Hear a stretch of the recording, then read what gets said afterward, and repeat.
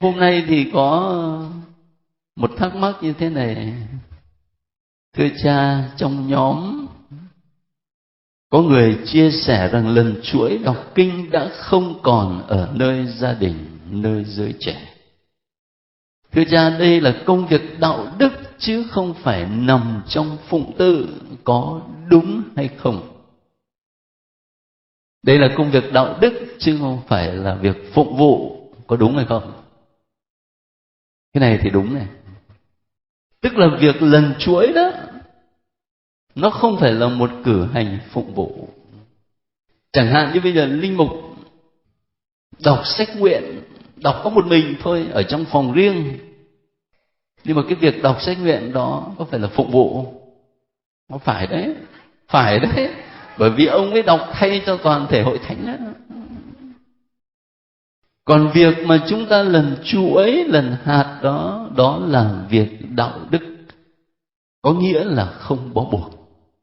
Thế nhưng mà đừng quên rằng việc đạo đức đó đã tồn tại qua bao nhiêu thế kỷ. Nó phải có giá trị như thế nào nó mới tồn tại chứ. Nó phải giúp cho bao nhiêu tâm hồn nâng lòng lên với Chúa thì nó mới tồn tại chứ. Chứ nếu không thì người ta chỉ cho là mất thời giờ. Thấy không? Cho nên vấn đề không chỉ là đặt câu hỏi thế này, mà còn phải thấy được giá trị của việc lần chuỗi đọc kinh nữa. Thường thường cái nhìn của con người hiện đại là cái nhìn tính toán về hiệu quả vật chất, về hiệu quả thời gian. Thế bây giờ tôi cầm một chuỗi mân côi mà tôi đọc cho hết 50 kinh thì hết 15 phút rồi. Mà 15 phút đi xem ra là chả ích lợi gì, chả được đồng nào. Đấy, nếu mà chúng ta căn cứ vào kiểu đó đó thì mình sẽ không thấy ích lợi gì cả.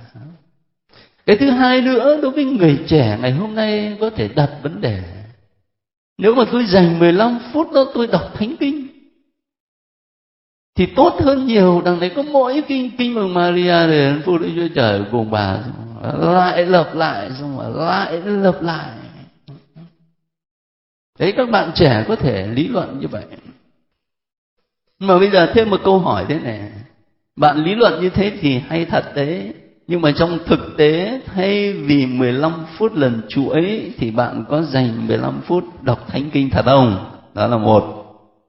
Hay chỉ là lập luận như vậy thôi? Nhiều khi chúng ta dễ đưa ra những lập luận này, lập luận khác để biện minh cho cách sống của mình lắm. Cái thứ hai là có khi ta mới chỉ nhìn việc lần chuỗi từ góc độ trí thức, góc độ lý trí, cho nên mình thấy cứ lặp đi lặp lại một lời kinh, mà mình quên mất rằng phải nhìn chuỗi mân côi từ góc độ chiêm ngắm, chiêm niệm. Nghĩa là làm sao? Nhà Phật chẳng hạn, trong tay cũng cầm một chàng chuỗi: Nam mô A Di Đà Phật, Nam mô A Di Đà Phật, Nam mô A Di Đà Phật, Nam mô A Di Đà Phật. Anh chị thấy không? Thứ nhất là cái tay lần từng hạt một, và thứ hai cái miệng Nam mô. Thân khẩu đi với nhau. Đó là một phương pháp lâu đời của Đông phương, để nó giúp cho người ta đi vào tình trạng chiêm ngắm. Cái tâm từ từ nó tĩnh lại. Ngày xưa ở trên núi Athos, các tu sĩ Kitô giáo cũng thế. Chưa có chuỗi mân côi, nhưng mà họ thầm thỉ một lời lặp đi lặp lại: lạy Chúa Giêsu xin thương xót con, lạy Chúa Giêsu xin thương xót con, lạy Chúa Giêsu xin thương xót con. Các anh chị thỉnh thoảng đi tham dự giờ chầu theo kiểu gọi là TG đó, có thấy như vậy không? Đó là một phương pháp cầu nguyện ở cộng đoàn TG ở bên Pháp, bây giờ nó lan ra khắp thế giới. Chỉ có mỗi một câu thôi mà lặp đi lặp lại, nhưng mà khác một điều đó là nó trở thành bài hát. Veni Creator Spiritus Veni Creator Spiritus. Lặp đi lặp lại như vậy để nó đưa tâm hồn của người ta vào một trạng thái tĩnh lặng và bình an. Chúng ta phải nhìn chuỗi mân côi từ góc độ chiêm ngắm như vậy, chứ không chỉ từ góc độ của lý trí. Ngồi đó mà suy với lại nghĩ. Ở đây không có suy nghĩ, mà là chuỗi mân côi đưa tâm hồn của mình vào một trạng thái bình an. Và trong trạng thái bình an đó, ta dễ gặp Chúa hơn, và cặp mắt linh hồn của mình sáng hơn. Phải nhìn thấy khía cạnh đó. Tôi nghĩ đây là điều mà có khi các anh chị ít nghe ai nói. Nhiều khi các cha và bản thân tôi nữa trong nhiều năm nhấn mạnh quá nhiều đến việc là đọc chuỗi mân côi thì phải suy ngẫm. Đấy. Vừa đọc làm sao mà vừa nghĩ được. Mình quên mất cái chiều kích chiêm nghiệm. Thế cho nên là đặt câu hỏi như thế này thì cũng tốt thôi, nhưng mà tôi muốn phân tích cho nó rõ hơn. Nói cái gì thì cho nó đầy đủ các khía cạnh, chứ không phải tôi chỉ trả lời đúng, sai. Tôi thì tôi không thích kiểu trả lời như vậy. Tôi phân tích cho nó rõ một chút để mình thấy các mặt. Một điểm nữa, đó là khi chia sẻ thì có người nói đến vấn đề phụng tự hiện nay không còn là tông truyền nữa. Vì khi truyền phép, ngày xưa là bái quỳ, nay chỉ cúi đầu. Như vậy là xúc phạm mình Thánh Chúa. Có đúng không? Nếu nói là phụng tự hiện nay không còn là tông truyền, thì cái câu này nguy hiểm lắm. Bởi vì cái từ tông truyền là nó có ý nghĩa sâu lắm. Tông truyền có nghĩa là từ các tông đồ cho đến các giám mục ngày hôm nay có một chuỗi kế tục liên tục. Các giám mục ngày nay thực sự là những vị kế nghiệp các thánh tông đồ ngày xưa, và giám mục Roma tức là Đức Giáo Hoàng chính là đấng kế vị thánh tông đồ Phêrô. Cho nên nếu nói là phụng tự ngày nay không còn phải là tông truyền nữa thì hóa ra là chúng ta không còn phải là giáo hội Công giáo nữa. Nói như thế thì nặng quá, nếu không nói là sai mất rồi. Nhưng mà cái chi tiết này, ngày xưa đó là bái quỳ mà nay chỉ cúi đầu. Thế thì tôi xin giải thích như thế này. Đây nó có vấn đề văn hóa. Ngày xưa chúng ta bái quỳ là bởi vì cái việc bái quỳ là từ ở bên Roma và Âu Châu. Và chúng ta là những người được các vị thừa sai từ Âu Châu đến đây giảng đạo. Cho nên khi mình cử hành thánh lễ, mình cũng làm y như là các vị ở bên Âu Châu vậy. Và vì thế là ta bái quỳ để bày tỏ sự cung kính.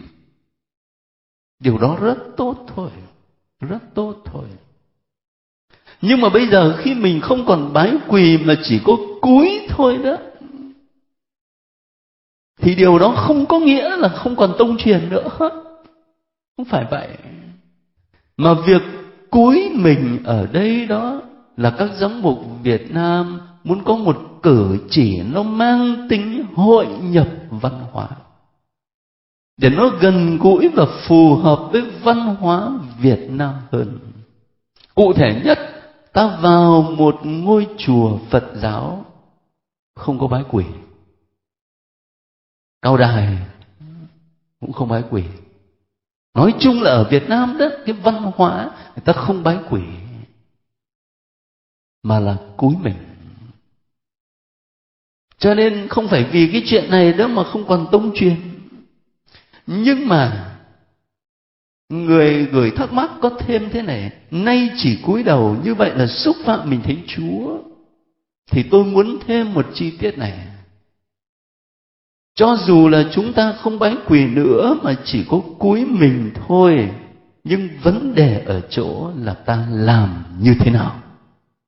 Đấy, vấn đề là ta làm như thế nào. Chẳng hạn như bây giờ ngay cả bái quỳ nữa, bây giờ mình bái quỳ, thế thì ăn thua gì, đúng không?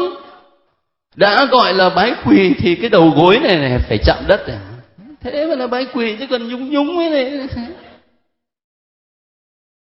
Tương tự như vậy, nếu mà thực sự bảo là mình cúi mình đó thì chính là cái tay này phải chạm đầu gối.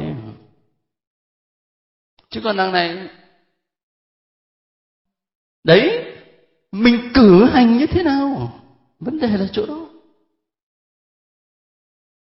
Chẳng hạn như bây giờ các anh chị sang các nước Âu Châu hay là Bắc Mỹ, có thể gặp hình ảnh linh mục họ làm lễ bái quỳ rất là đàng hoàng, nhưng mà khi họ mặc áo lễ đi hai tay rất là thòng dòng, thế thì các anh chị có thể bảo là xúc phạm. Cái đó là văn hóa, đi thì người ta cứ vui vẻ vậy, nhưng mà bái quỳ thì bái đàng hoàng. Cho nên ở đây đó, tôi nhắc lại là không có phải là cái chuyện gì là không còn tông truyền nữa. Mà vấn đề đặt ra đó là cử chỉ mà chúng ta làm, mình làm như thế nào, từ linh mục trở xuống, mình làm có đàng hoàng hay không. Mà càng linh mục á thì lại càng dễ sinh gương xấu cho người ta. Mặc áo lễ rồi mà đi trên cung thánh cứ lung tung cả, làm lễ thì mắt thì cứ ngó ngang ngó ngửa, lúc thì gọi giúp lễ dặn cái này, lúc lại gọi ông chủ dặn cái khác. Cái người mà gây chia trí cho giáo dân, nhất là ông cha, thì cái đó là có trách nhiệm lớn rồi. Lý do là bởi vì người giáo dân người ta ngồi ở dưới thôi, người ta có nhỡ làm cái gì cũng chỉ có 2-3 người ngồi gần đó thấy thôi. Đằng này một mình cha ở trên cung thánh, mọi người đều thấy cả, cho nên là dễ gây cho người ta bị chia trí. Vào nhà thờ yêu cầu mọi người tắt hết điện thoại di động, cuối cùng nó reo lên hóa ra là của cha.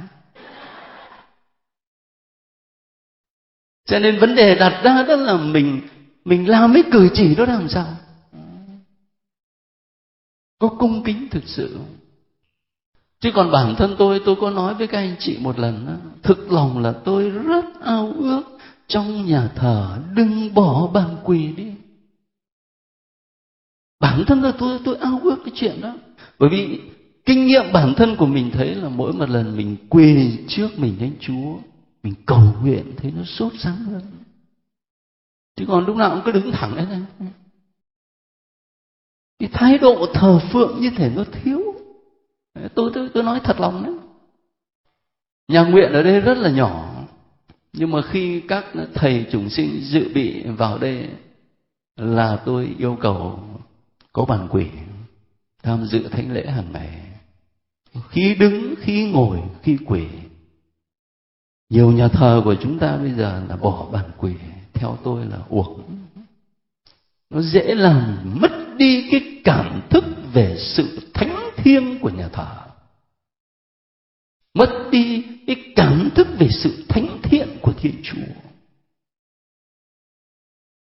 Thế cho nên cái câu hỏi này rất tốt hơn, nhưng mà tôi xin xác định một đôi điều cho rõ.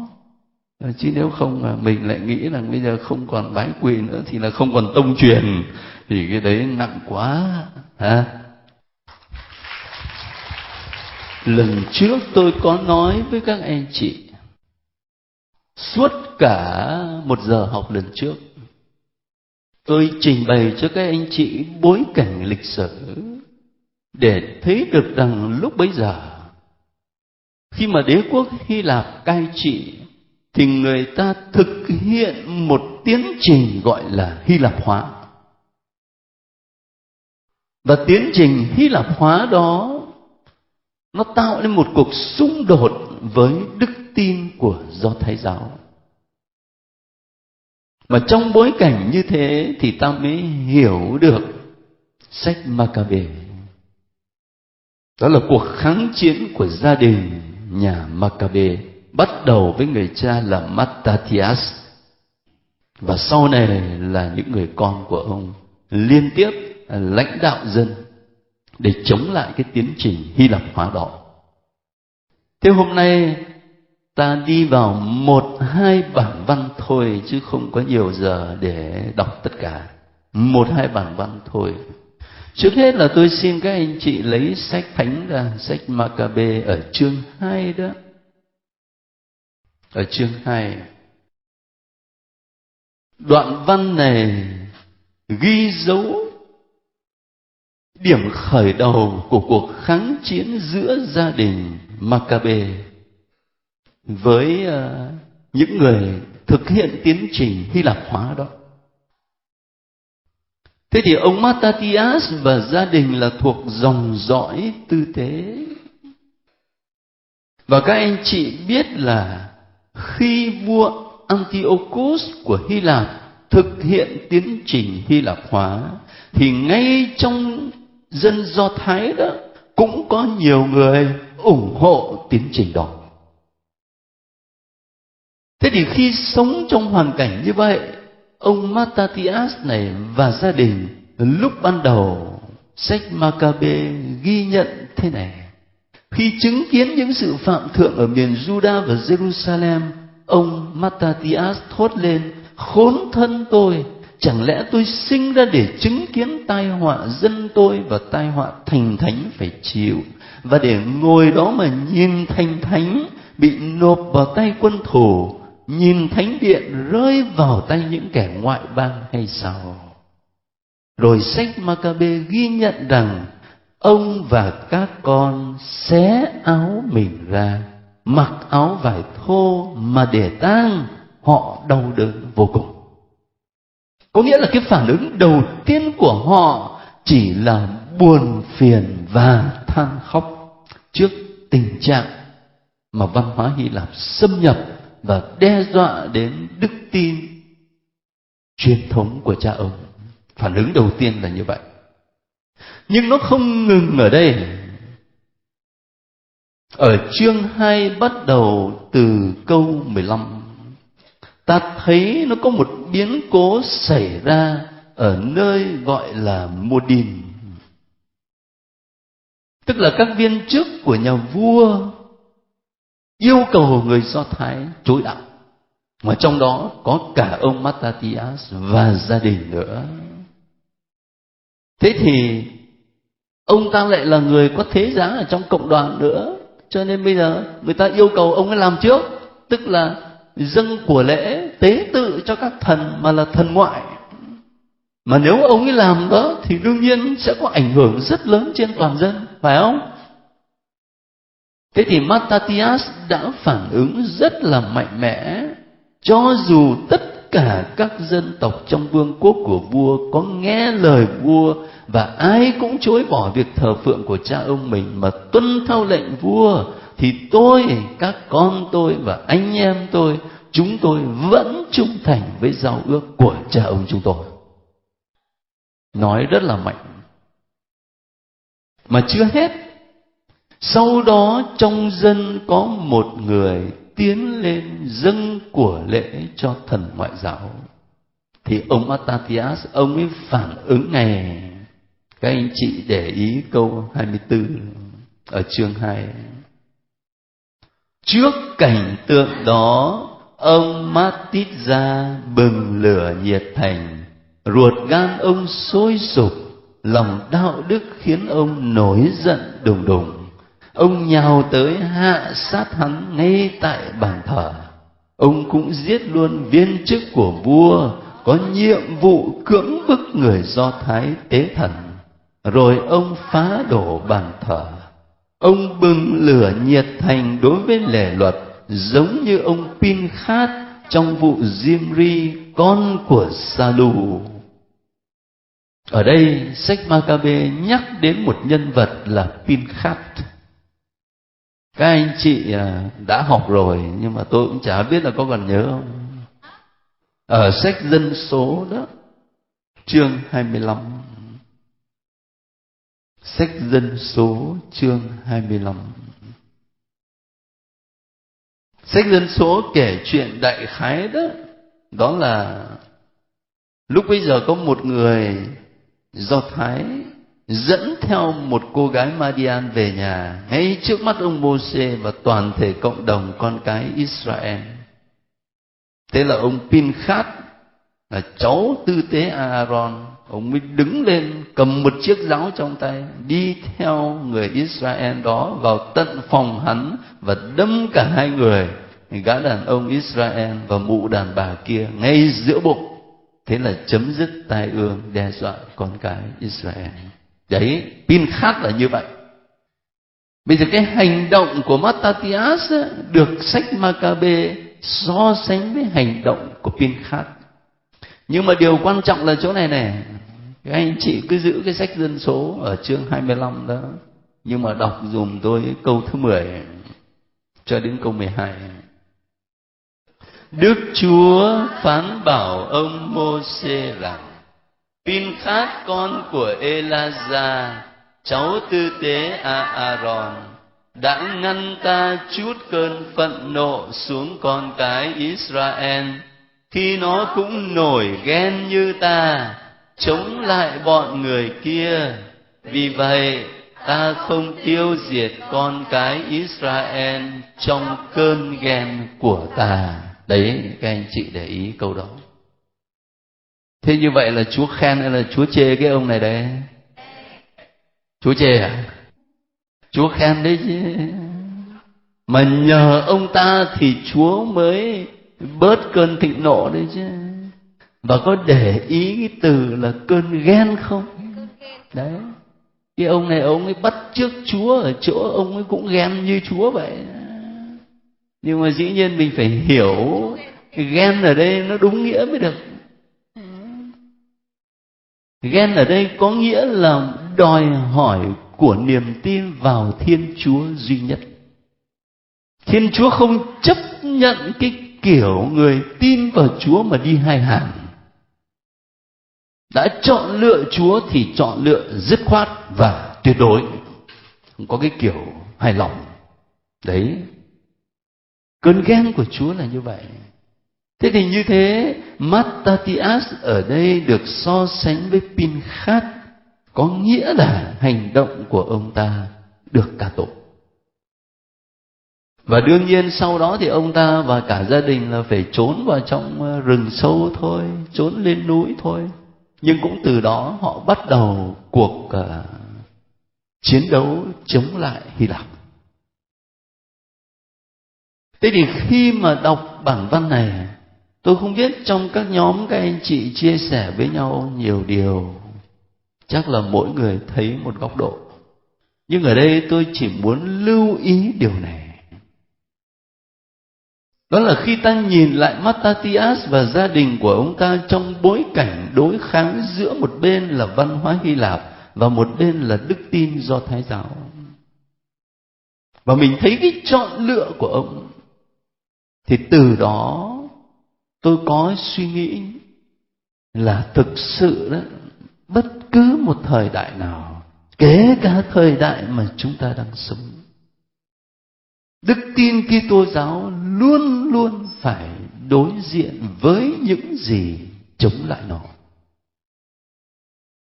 Dĩ nhiên ta sẽ thấy rất rõ trong những thời bắt bớ và bách hại tôn giáo, chẳng hạn như là thời của Mattathias, hay là thời của giáo hội Công giáo Roma trong những thế kỷ đầu ngay tại Roma. Rồi thì giáo hội Việt Nam của mình trong những thế kỷ mà các thánh tử đạo đã phải đổ máu mình ra. Ta thấy điều đó rất rõ. Nhưng mà không phải chỉ trong những giai đoạn đó, mà có thể nói trong bất cứ thời đại nào, đức tin Kitô giáo cũng phải chấp nhận đối diện với những chống đối và thử thách. Lần trước tôi đặt cái câu hỏi là văn hóa Kitô giáo và văn hóa hiện đại đấy, các anh chị có những đóng góp rất là cụ thể và tích cực. Nhưng mà khi đóng góp ý kiến như vậy thì ta thấy rất rõ là có một sự đối kháng, phải không? Chứ đâu có phải là đồng ý với nhau đâu. Thế thì trong bối cảnh như thế, thường thường á, là sức mạnh muốn lôi chúng ta ra khỏi niềm tin Kitô giáo ra khỏi lối sống Kitô giáo. Cái sức mạnh đó nó thường sử dụng hai cách này. Thứ nhất là cám dỗ, và thứ hai là đe dọa. Trường hợp của Mattathias này, thứ nhất là cám dỗ. Ông và các con của ông sẽ được kể vào số bạn hữu của đức vua, sẽ được danh giá này, sẽ được nhiều vàng bạc và bổng lộc. Đó là cách thứ nhất. Cách đó mà không được thì người ta dùng cách thứ hai là đe dọa. Ai không tuân lệnh vua thì phải chết. Tôi nghĩ ngày hôm nay cũng vậy thôi. Nó cũng sử dụng hai phương thế đó. Thứ nhất là cám dỗ, và cơn cám dỗ này nó ngọt ngào lắm. Nó ngọt ngào lắm, cho nên chúng ta rơi vào một cách rất là thoải mái. Có một nhà văn Việt Nam dùng một hình ảnh mà tôi rất hay đó, mà tôi thấy rất là cụ thể, gọi là vũng lầy êm ái. Cái vũng lầy thì đúng là nó dơ, nó bẩn thôi, nhưng mà nó êm quá thể. Mà chính vì nó êm như thế cho nên là mình nằm rất thoải mái. Cái cách mà sức mạnh của ma quỷ nó lôi kéo chúng ta ra khỏi đức tin, trước hết là cám dỗ. Và ngày hôm nay có lẽ cách này là cách mà người ta áp dụng nhiều nhất đây. Và nếu cám dỗ không được thì người ta đe dọa. Thế thì câu hỏi đặt ra cho ta là, vậy thì tôi trung thành với Chúa hay là tôi thỏa hiệp với ma quỷ? Đặt câu hỏi như vậy thì chắc chắn là 100% các anh chị và tôi sẽ trả lời là tôi cương quyết trung thành với Chúa, chứ chúng ta không thỏa hiệp. Điều đó dễ thôi. Nhưng mà cái khó nó nằm ở chỗ này. Cái khó nó nằm ở chỗ là nhiều khi chúng ta bảo mình trung thành, nhưng nó hàm ở bên trong đó là mình đang thỏa hiệp, và mình có những lý do để biện minh cho sự thỏa hiệp đấy. Cách đây mấy tháng chẳng hạn, báo chí ở trên thế giới làm ầm ĩ lên cái vụ ở bên Ba Lan. Đại khái là có một giám mục được Đức Giáo Hoàng chỉ định để làm tổng giám mục của một tổng giáo phận. Khi Ngài đang định chỉ định như vậy thì các thư gửi tới tấp đặt vấn đề. Cuối cùng vị tổng giám mục đó xin từ chức vào đúng cái ngày mà chính ra là nhận chức. Lý do? Hai anh chị biết rằng Ba Lan ngày xưa cũng giống như mình đấy, một nước cộng sản. Thế thì khi mà vị giám mục này còn làm linh mục đó là đã cộng tác với công an, thì người ta lôi hồ sơ ra. Đấy, trong một cái hoàn cảnh khó khăn như vậy, ông công an ông ấy bảo rằng bây giờ nếu ông muốn được đi học ở nước ngoài để mai mốt về làm lớn đó, thì bây giờ ông phải cộng tác với chúng tôi. Thế thì Ngài cũng chẳng nghĩ đến cái chuyện để mà làm to làm lớn gì cả, nhưng mà Ngài là người hiếu học, Ngài muốn được đi học thêm ở nước ngoài. Thế thì Ngài chấp nhận Ngài cộng tác. Bây giờ có tên chết ở trong hồ sơ. Ví dụ, đấy là một ví dụ để mình thấy được rằng mình bảo mình trung thành với Chúa, nhưng mà ngay trong sự trung thành đó thì mình lại âm thầm để thỏa hiệp, và mình có lý do để biện minh cho cái sự thỏa hiệp. Không có dễ đâu, không có đơn giản.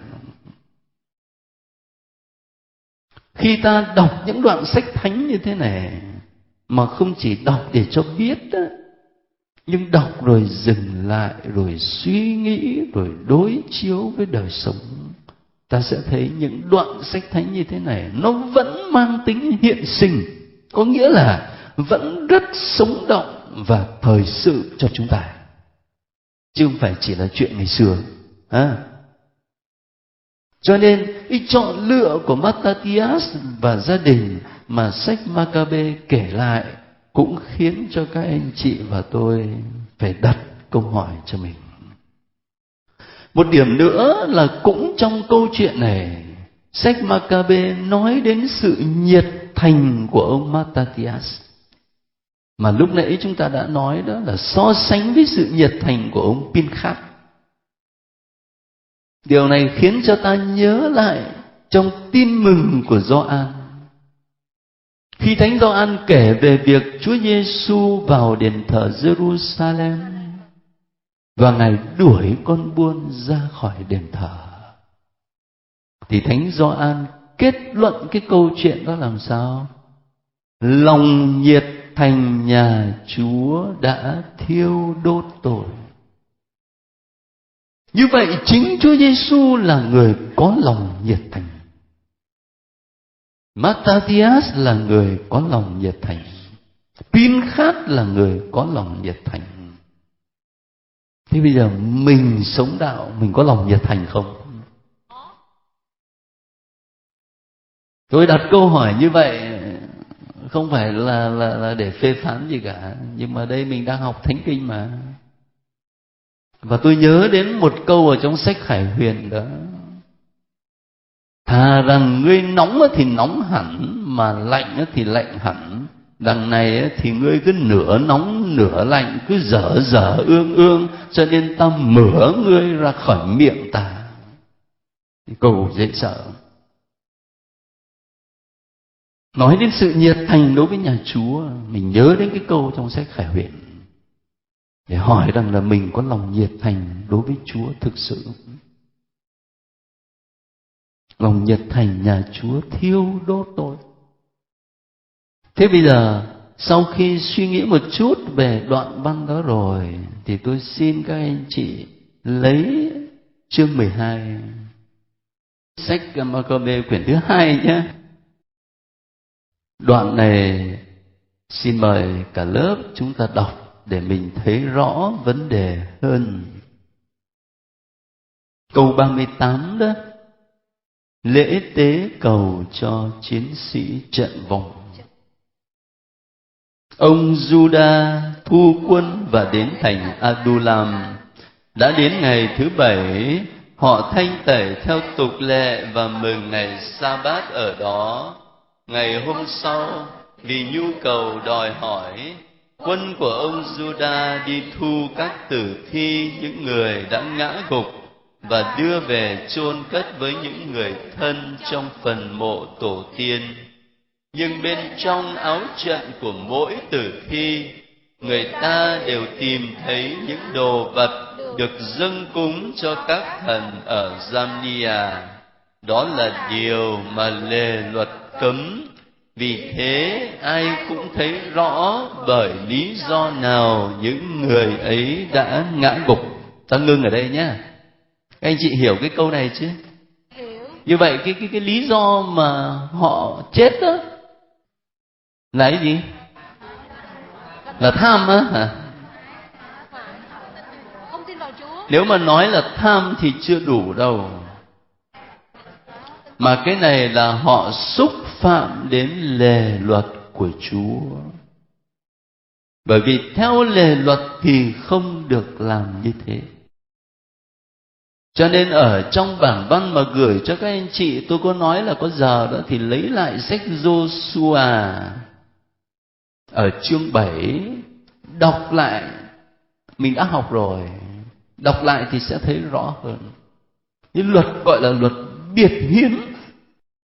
Khi đi đánh trận mà thắng trận, những đồ vật nào phải dâng cho Chúa. Đằng này ông không dâng cho Chúa thì ông thủ cho mình. Còn ở trong câu chuyện của sách Ma-ca-bê đó thì là trong áo của các chiến sĩ đó lại là những đồ vật để dâng cho những thần ngoại giáo.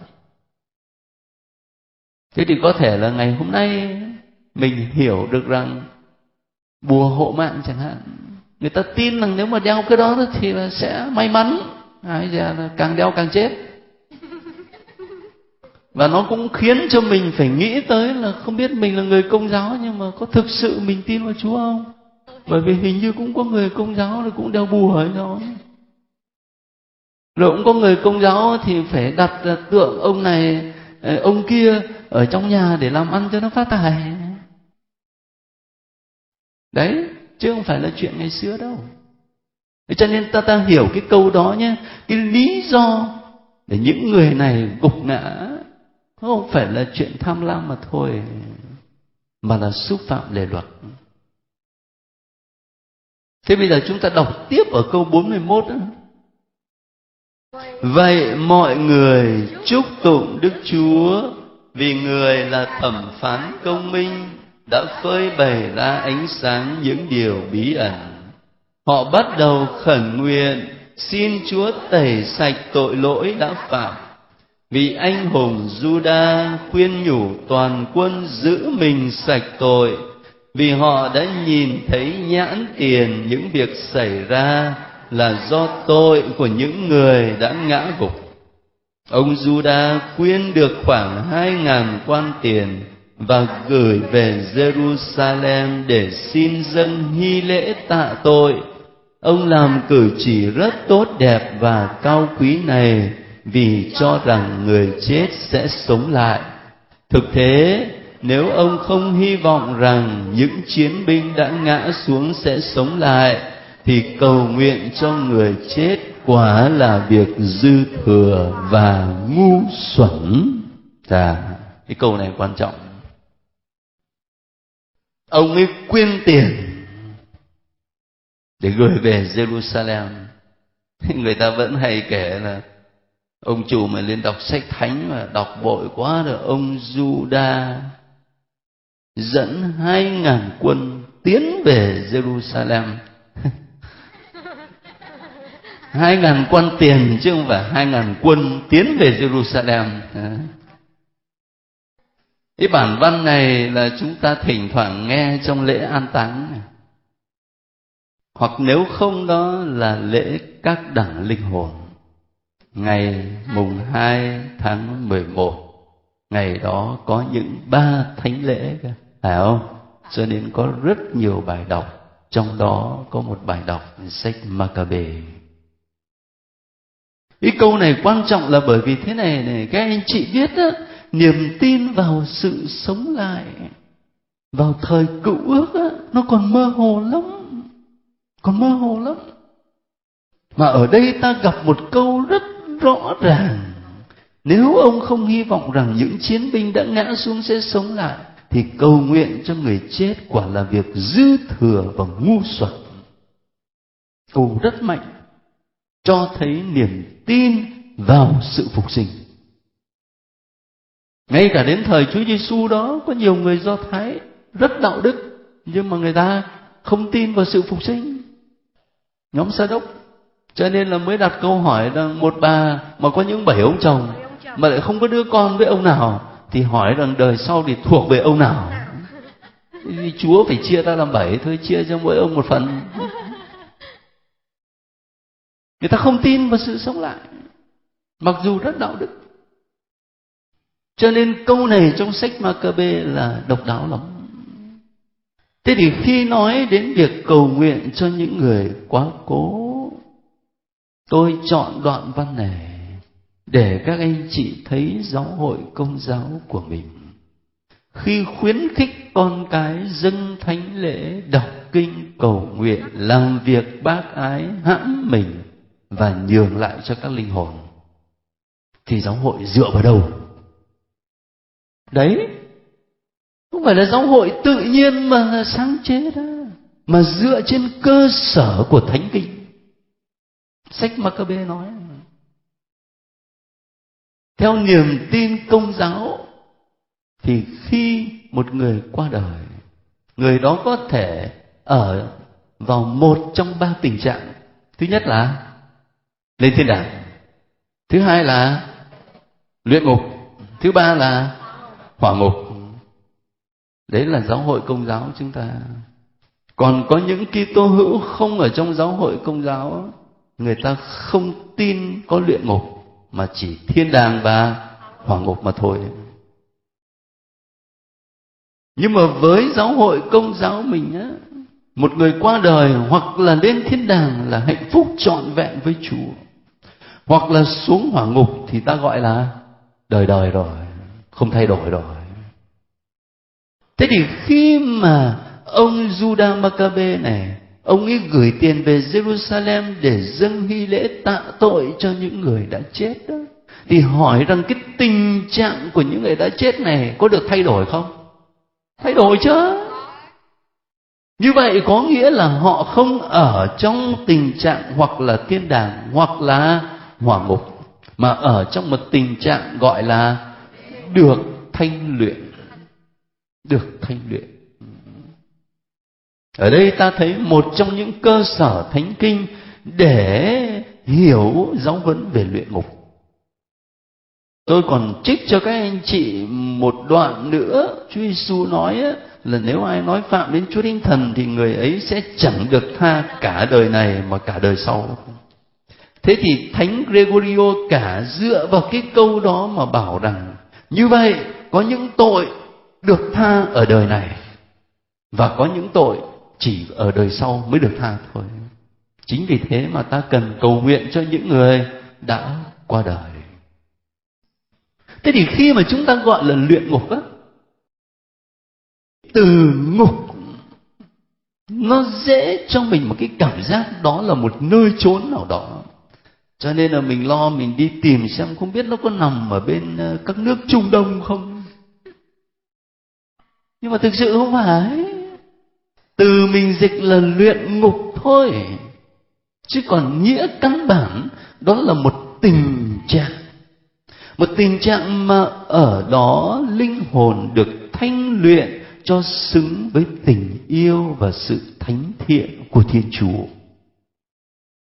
Thiên Chúa là tình yêu tinh đồng, tình yêu trọn vẹn. Các anh chị và tôi cũng có tình yêu, nhưng tình yêu của mình nó còn giới hạn. Tội lỗi đó là một dấu hiệu cho thấy tình yêu của ta còn giới hạn. Chính vì thế mình cần được thanh luyện để cho xứng với tình yêu chí thánh của Chúa. Hiểu như vậy đó thì luyện ngục mà chúng ta vẫn mô tả bằng lửa, bằng hình phạt, có nghĩa là bằng đau khổ. Nhưng thực sự luyện ngục chính là một tình trạng được thanh luyện, và được thanh luyện trong niềm vui. Tại sao vậy? Là bởi vì tôi biết chắc chắn rằng tôi được cứu độ. Tôi biết chắc chắn là tôi được gặp Chúa. Hiện bây giờ tôi đang được thanh luyện, đau khổ thật, nhưng mà chắc chắn là tôi được cứu độ. Trong niềm vui, trong niềm hy vọng, chứ không phải trong tuyệt vọng và trong nỗi buồn. Nhiều khi ta nhìn luyện ngục bằng một cái nhìn nó bi quan quá, mình quên mất cái khía cạnh này.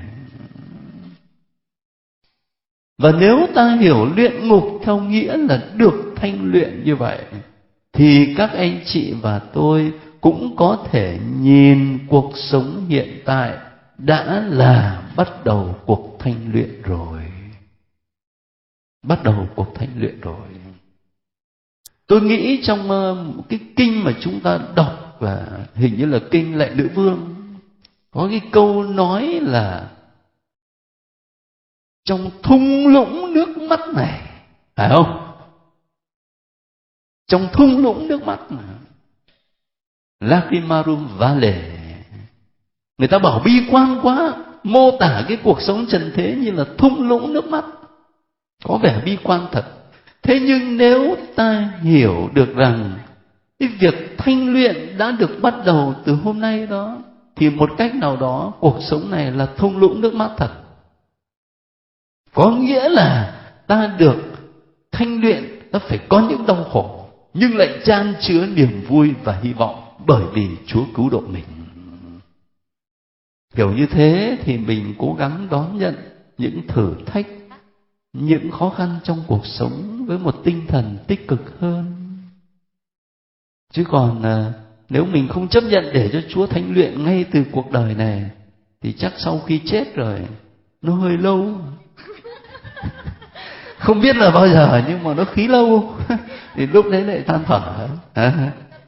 Một vài bản văn trong giờ học giới hạn chúng ta chắt lọc ra để suy nghĩ về sách Ma-ca-bê một chút. Thế tuần tới thì tôi xin các anh chị đọc tiếp sách tiên tri Daniel.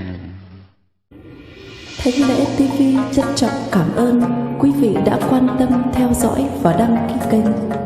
Kính chúc quý vị luôn được mạnh khỏe, bình an trong Chúa và Mẹ. Xin chào và hẹn gặp lại quý vị trong các video tiếp theo.